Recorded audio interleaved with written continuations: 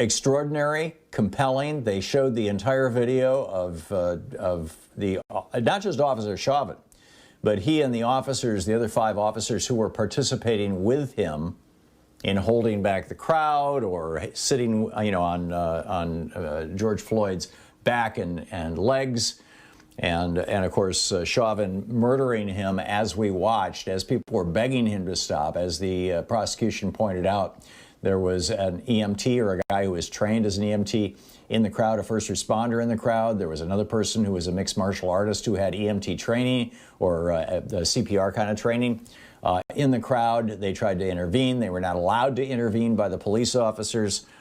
He is being charged, Chauvin is being charged with both second and third degree murder. Second degree murder, the much more serious charge.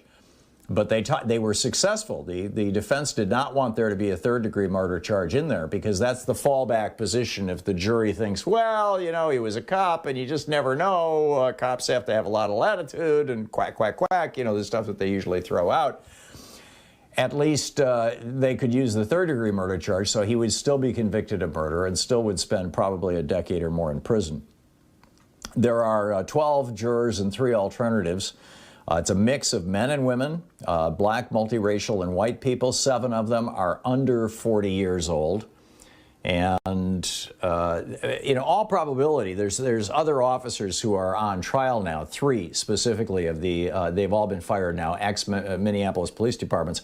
Floyd Keung, K-U-E-N-G, Kung, maybe I'm mispronouncing it, Thomas Lane, and Thao Thao, T-H-A-O, are charged with aiding and abetting a murder.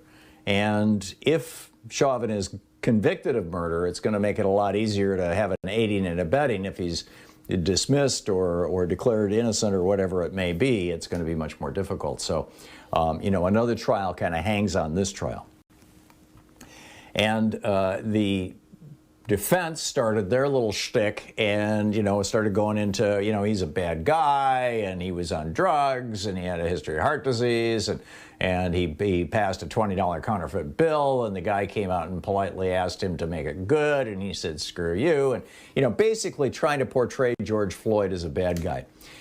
Whether he was a bad guy or not is not what's in dispute here.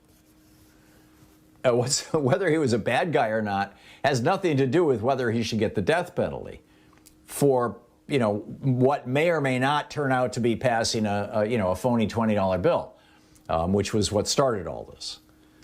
That's not the issue. The issue is whether, when police are stopping people that they think are bad guys, they should kill them. I mean, this is pretty straightforward stuff.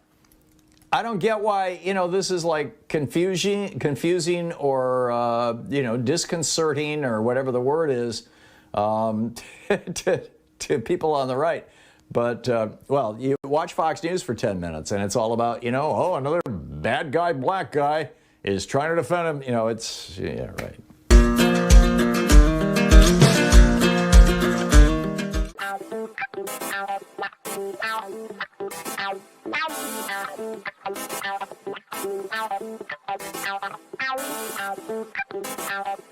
Ow.